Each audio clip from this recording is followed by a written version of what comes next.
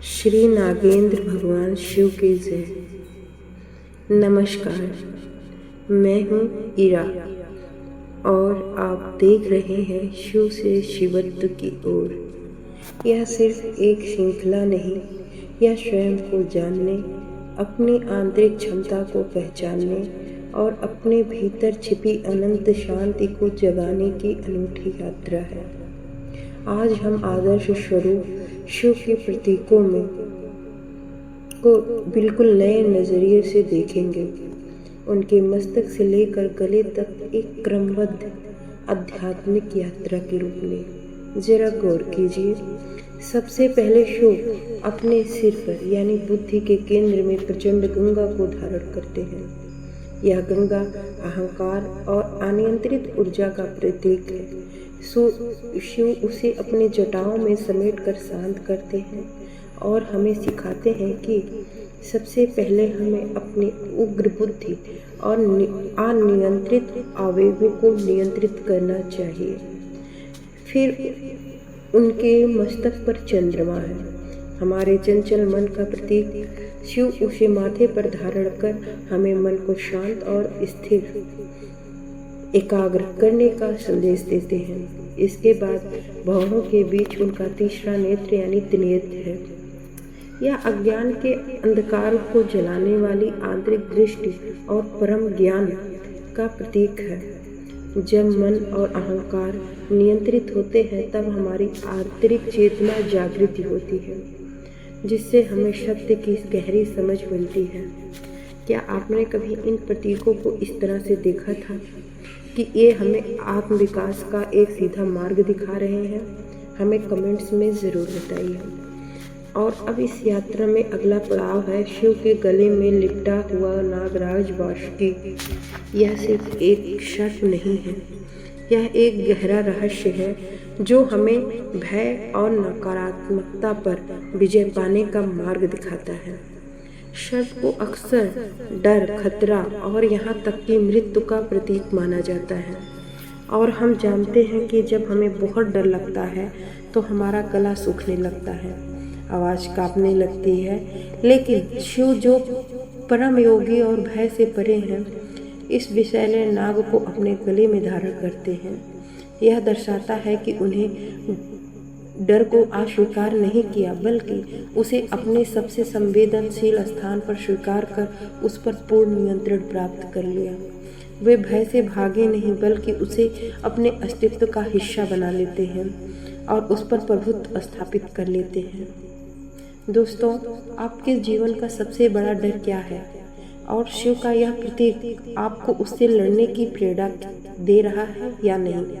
अपने विचार कमेंट्स में साझा करें। और हमें सिखाता है कि हमें अपने जीवन के सबसे बड़े डरों जैसे असफलता, अकेलापन या भविष्य का डर से भागना नहीं, बल्कि उसका सामना करना चाहिए और उन पर विजय प्राप्त करनी चाहिए। यह मृत्यु के भय पर चेतना की विजय का भी प्रतीक है। योग और आत्मविकास की परंपराओं में सर्प को अक्सर कुंडलिनी शक्ति का प्रतीक माना जाता है। यह वह सुप्त आंतरिक ऊर्जा है जो हर इंसान के भीतर मौजूद होती है। शिव द्वारा वासुकी को धारण करना दर्शाता है कि उन्होंने अपनी इस असीम आध्यात्मिक शक्ति को पूरी तरह से जागृत कर और नियंत्रित कर लिया है। यह हमें प्रेरित करता है कि हमें भी अपने भीतर की इस असीम शक्ति को पहचानना चाहिए और उसका सकारात्मक दिशा में प्रयोग करना चाहिए। वासुकी अत्यंत विषैला सांप माना जाता है। शिव द्वारा उसे गले में धारण करना यह भी दर्शाता है कि उन्होंने विष यानी जीवन में आने वाली नकारात्मकता, कड़वाहट या चुनौतियों को भी अपने नियंत्रण में कर लिया है और बिना उससे प्रभावित हुए। यह हमें सिखाता है कि हमें मुश्किलों या नकारात्मक प्रभावों को अपने ऊपर हावी नहीं होने देना चाहिए, बल्कि उन्हें नियंत्रित करके उनसे सीखना चाहिए। यह सही है कि अन्य दिव्य स्वरूपों जैसे भगवान विष्णु के साथ भी सर्प जुड़े हैं, उदाहरण के लिए शेषनाग, लेकिन हर प्रतीक का अपना विशिष्ट महत्व और भूमिका है। शेषनाग की भूमिका वासुकी से बिल्कुल अलग है और हम उस पर विस्तार की चर्चा अपनी अगली श्रृंखला में करेंगे। भगवान शिव के गले में वासुकी नाग हमें एक शक्तिशाली संदेश देता है।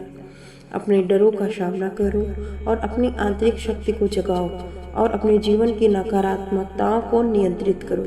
यह प्रतीक हमें सिखाता है कि जब हम अपने भीतर की चुनौतियों और बाहरी बाधाओं पर नियंत्रण पा लेते हैं तो हम एक उच्चतर, अधिक शांत और शक्तिशाली अवस्था में पहुंच जाते हैं, जहां भय नहीं बल्कि शांति और आत्मविश्वास होता है।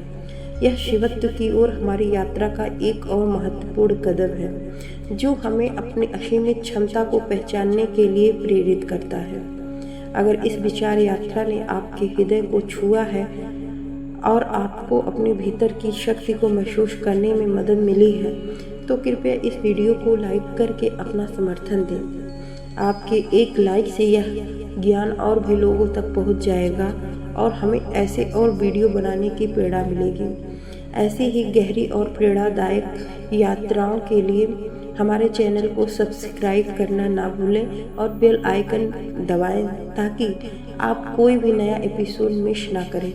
इस ज्ञान को उन लोगों के साथ साझा करें जिन्हें इसकी सबसे ज़्यादा ज़रूरत है, क्योंकि आत्मविश्वास का मार्ग सबके लिए खुला है। आपके सहयोग से ही शिव से शिवत्व की यह यात्रा आगे की ओर बढ़ेगी। धन्यवाद।